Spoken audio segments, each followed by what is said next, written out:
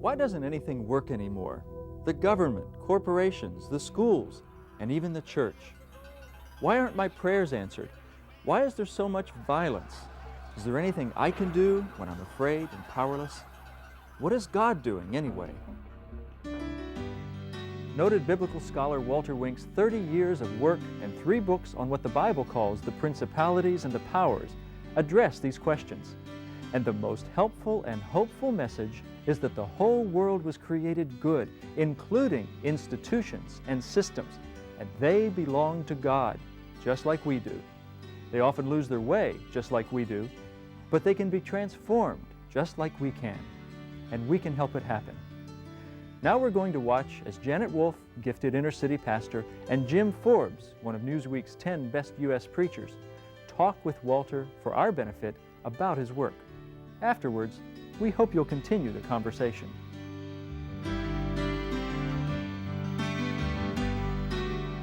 Institutions are impersonal, right?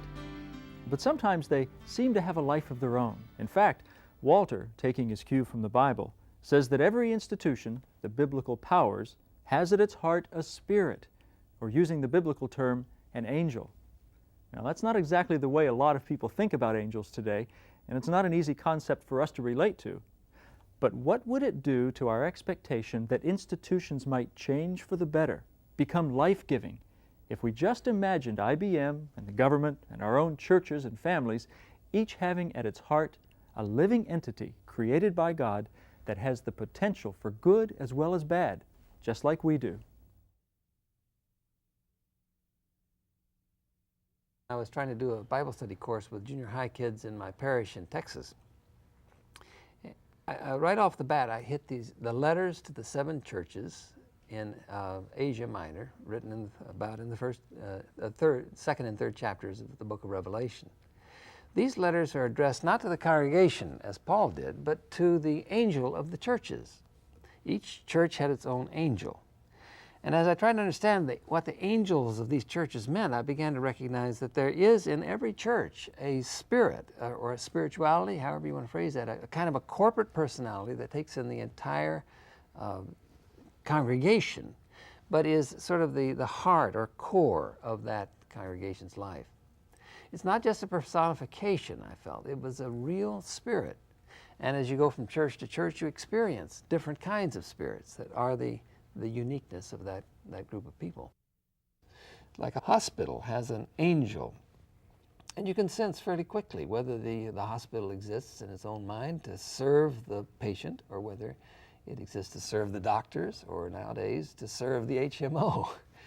And so that in trying to discern the angel of an institution, then, we have a kind of a leverage for understanding the interiority, or the real core of what an institution is and is about. The angel carries the divine vocation of that congregation as well. So the angel not only is what everything in that congregation is and has become, but the angel still bears a sense of what that congregation ought to be, what it ought to be doing. At the Riverside Church where I serve, there has always been, as you know, an angel on the north end of where the nave of the church is built. And people all around the community see that angel, and it has the trumpet, and it's been a symbol of Riverside's openness to the vision of God. Well, during last winter, when we had some very fierce storms in New York, I received a call from a member of the faculty saying that the angel had toppled over, and people started calling almost in panic, because in a sense they had a feeling that that angel was a sentinel of hope. But in your work on the powers, I understand that it is not enough for us to think about a contract or recast in bronze or whatever, the angel in a physical sense, that more important might be the angel of the church in terms of what its vocation is, what the sum total of our activities are, and what the various elements are that make that church a breathing institution. June and I do a lot of workshops with congregations on the angel of their church, and have them toward the end draw a picture with crayons or pastels of the angel. and then write a letter from the one like a son of man, the living Christ, to the angel of the church, because the angel is kind of stuck. It takes this outside force, as it were, the risen Christ, to come in and transform the situation.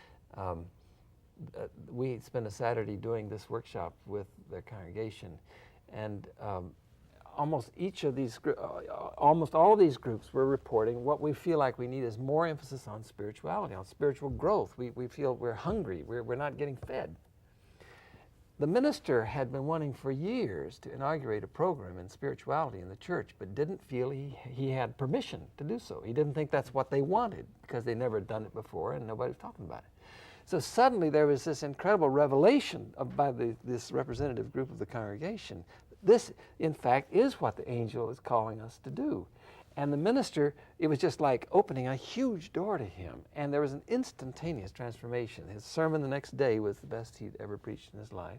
And the church began to get on a completely new track. I get the impression that this corporate personality can be sick. and that very negative things can happen because the angel is not always well. Now, my view was the angel was always a good, positive spirit come from God. But now I got a different notion. Is the angel not just always positive? But, and if the angel is sick, can the angel get well, you know? Well, in Jewish thought, the angels are about like us. I mean, they do good and they do bad. It's not until the Middle Ages, when Aristotle comes into the Catholic Church through Aquinas, that the angels all become good. But Scripture, assumes that angels are a mix, and they can, in fact, fall away from what God's intention for them is. In my present post, and I think I can talk about this now in public, I, as you know, was the first African-American senior minister at the Riverside Church. It felt to me that when I was called, the unanimity of the vote to have me come meant that the angel at the time of the search was saying, this is a church that is seeking to live above racial prejudice, seeking to live into a multicultural reality, a church that wants to be on the cutting edge of inclusiveness as Christ has commanded. And the angel seems to have seized the spirit of the search committee, and in spite of the fact that it had never been done before, here I came forth as a kind of expression of what the spirit of that church was supposed to be. Question. Is the angel ever capable of being visited by another dimension? Because once I was in place, I experienced that there was a spirit that says, look what we've gotten ourselves into. This is different. This requires some sacrifices. This requires some changes, And even the question, is it going to be a white church? Can we maintain black and white and so forth? After about 4 years, there emerged a sense that the highest priority of the church was to promote a diversity that reflected the inclusion of all God's children in this congregation, black and white, gay and straight, high class, middle class, and other class. And that is where most of the energy of our church is coming from. Now explain to me. What if it was a misreading of the first angel? Like the angels in Revelations, they have this good part to them. And so there's a part that says, yes, we want to be made new. Yes, we are this broad and wonderful and diverse thing. But in the living of it out, the angels in Revelations, they know what they're to be about, and there's part of that in their identity. But in the living of it out, it gets complicated, and they don't like the conflict, and they don't like the messiness of the living it out. And so they become lukewarm instead of hot and cold, or they become embroiled in the conflict instead of living it out. So what if it was there all along as part of its identity? The angel has this good part. We know what God calls us to be, but we don't really want you to make us live it out after all. We just want you to preach about it and say, yes, isn't that wonderful that we invited you, and isn't that enough? And the problem was you invited the angel to become more fully what God had created it to be. And that's a whole other issue. Yeah, the idea of vocation, I think, is really critical to the understanding of these angels, because when a church, or any other organization for that matter, stops living out its divine vocation, stops doing what God called it to do, it becomes demonic. See, in my understanding, I don't think they're demons and bad, demons and good angels. You know, in the creation story, there's no story of the creation of the demons. Very important. The demons are all fallen angels. That is to say, something good that turned sour. Now, in a church, for example, when, a church that's in the inner city, for example, the changing population, people, the whites going to the suburbs, blacks coming to the church, there's a moment of transition there. Now the church has got to discover its new vocation. Now, and it's got to hear that from God. So when the church panics in this situation and says, no, survival is our vocation, survival is the highest good, or church growth is the highest good, or any other goal than the one that God is specifically calling to, then that becomes a demonic angel. I was the first woman anywhere around in any denomination to be a full-time pastor, and so there was enormous resistance. And I kept looking at the leadership of the church and trying to figure out, who is this with whom I'm dealing?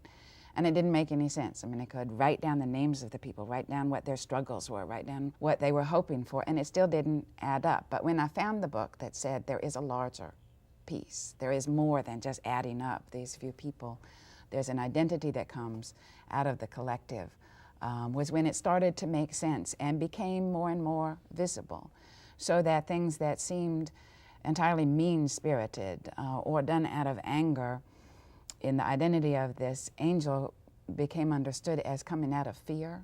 It was a part of the world where poverty had just wreaked havoc with most people's lives. Most people had farmed at one point. They'd lost all of their land or some of their land. Their only work was in part-time factories with unpredictable layoffs. It was overwhelming, the things that had come into folks' lives. And so people were scared, and the church angel took on this fear, which meant that any change or conflict or new things felt like it was awful, and it had to be silenced and it had to be done away with for fear of what might happen. And where we saw this come out more powerfully was we kept trying to open things up then. If fear is what keeps us silent, how do we open it up? And at first, nobody wanted to acknowledge there's nothing, that we're sad about. Everything's fine. We have no problems. We were studying Bible study, the lectionary text, Luke 13, the bent-over woman. This in a county where the sheriff had been reelected 2 weeks after he'd beaten his wife in public. Enormous amount of abuse against women. So we're studying the bent-over woman. What does this mean to hear Jesus say, stand up? Even when everybody else is unhappy, what does that mean?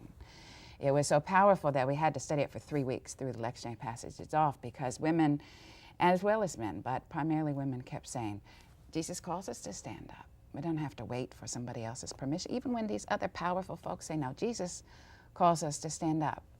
Well, right after we'd finished studying that, I got a call late at night, and it was from one particular woman who had been beaten, and everyone knew that her husband beat her fairly regularly. Her family was powerful, and she had always been instructed to stay inside the house until the wounds from her beatings had healed. This was a Saturday night. She had a number of stitches, bruises everywhere.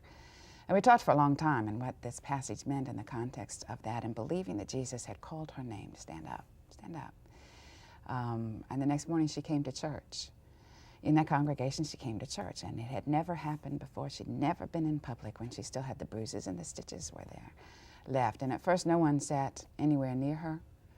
During the time of prayer concerns and celebrations, she simply stood up, tears running down her face, and at first she couldn't get anything out.